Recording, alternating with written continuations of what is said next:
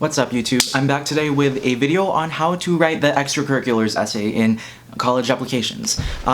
So I'm not really telling you how to write it, but I'll be sharing my versions of the essay that's like expand on one of your extracurriculars. I know this appears in several other applications, so I'm wearing my Vanderbilt t-shirt today that I got from Mid Students Day, and I'll be reading both my Vanderbilt essay, which is an expanded version of the extracurriculars essay, the max word count is 400 words, and also the shortened version that I sent in to Harvard, Stanford, and Brown, which only required 150 words. Also, a little bit of an announcement. I'll be doing a joint live stream with some other class of 2022 YouTubers sometime very soon, so if you have any questions, you can ask them on that live stream and also comment them down below for the future. Alright, so into my essays. The first one I'm going to read is a Vanderbilt essay so I thought it would be a good idea to show the full story, the full extracurricular, and that before shortening it down and adapting it to the other schools. So for Vanderbilt, as I said before, it's a 400 word maximum, and it's also the only supplement on the application. You have scholarship essays that you're supposed to apply for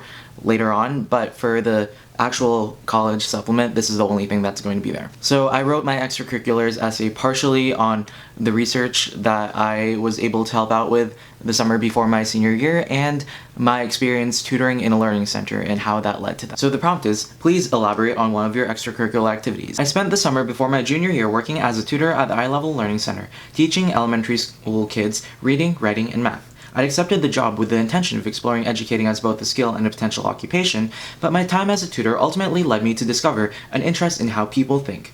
Reading and writing weren't too difficult to tutor. Since I spent most of my time in the preschool/kindergarten room, my pupils were mainly reading sight words and copying letters. The difficult subject lay with math. I tried everything. Teaching and counting with pictograms, explaining addition with goldfish crackers, and practicing with flashcards. But despite my efforts, 2 plus 2 still equaled 5, or 3, or 7, but never 4. The following summer, I decided to further explore the concept of math learning and joined a cognition lab, assisting in projects involving math anxiety. One of the experiments I ran involved modular arithmetic, a concept simple in practice, but unfamiliar to most participants. After seeing data demonstrating that heightened math anxiety resulted in lower performance, I realized that during my summer as a tutor, focusing on creating a comfortable learning environment and encouraging my students would have been more effective than constantly revamping my teaching methods. I now apply these techniques in my capacity as a freelance test prep tutor. Rather than teaching the proper ways to serve each question, I analyze the emotional cues my clients give off. At every exclamation of frustration, I respond with reassurance, and I soon see both their accuracy and their confidence begin to rise. In the future, I intend to further explore the influence of emotions across age groups in the process of learning. Additionally, just as linguistics is involved in persuasion, I intend to analyze the inverse effect of verbiage in calming students and reducing math anxiety. My ultimate career goal is to facilitate the process of learning and spreading information, and all this was inspired by my summer as a tutor. So as you can see, I didn't talk about just one extracurricular. I talked about several that kind of tied in together, and I think that was really important because it was able to show my motivations behind research and not just the research that I did. And just to confirm the idea that the reason I went to a lab and helped out with experiments and was a research assistant for a summer was driven by intellectual curiosity, not to check off a box on my resume. And yes, I did go against the prompt, and yes, I wrote less than 400 words. I wrote 324, so almost 80 words below the word count. So it's sometimes okay to not fill up the word count if you don't need to. I felt that if I wrote any more than this, it would just be redundant, it would drag on, and I was really happy with how this essay was as it is. So yeah, that Vanderbilt essay was about the intersection between my motivations in teaching and research. And I think that was really important because I was applying to the Vanderbilt Peabody School of Education and Human Development.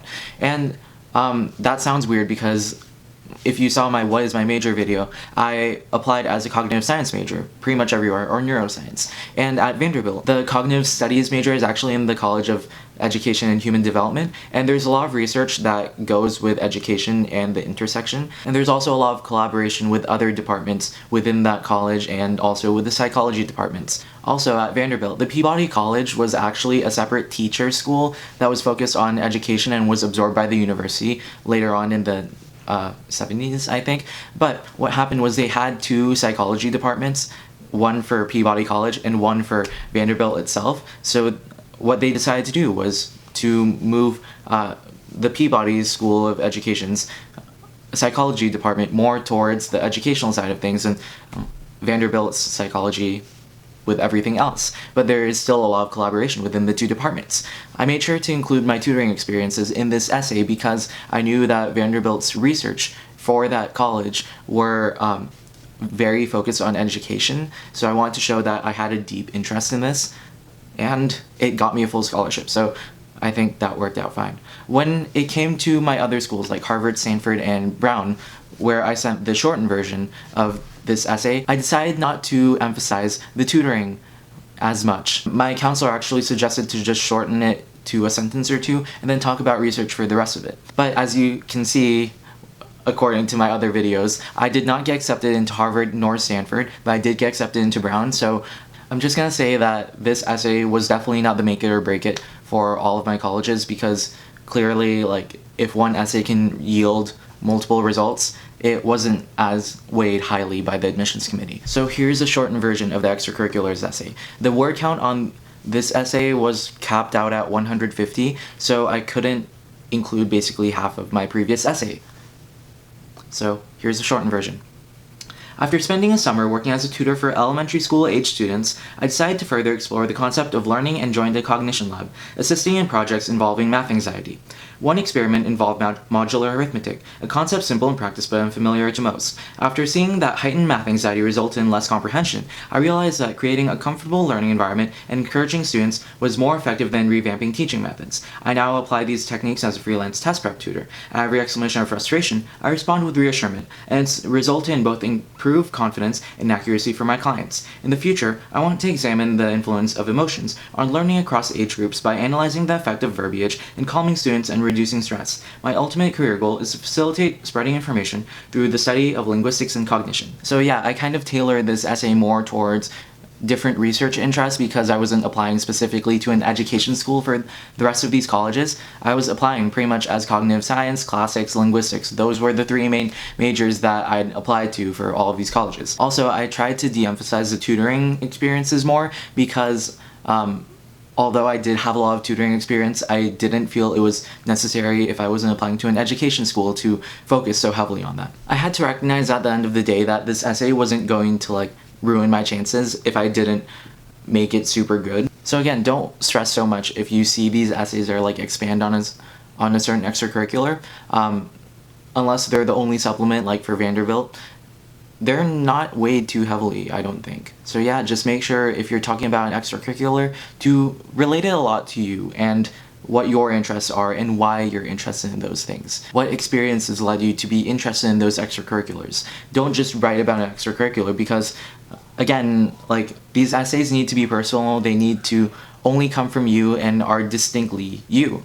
So I think these essays both illustrated that they were both about experiences that only I had in a perspective that was shaped by them, that was uniquely mine. So it's kind of hard to be unique in these extracurricular essays because a lot of people, when they're applying to super selective schools, do the same thing. But the perspective that you gain from the extracurriculars is unique to only you. And if that can shine through your essays, then it worked out fine. So please don't stress too much about this, but also remember that this essay is still very personal and should be distinctly personal to you.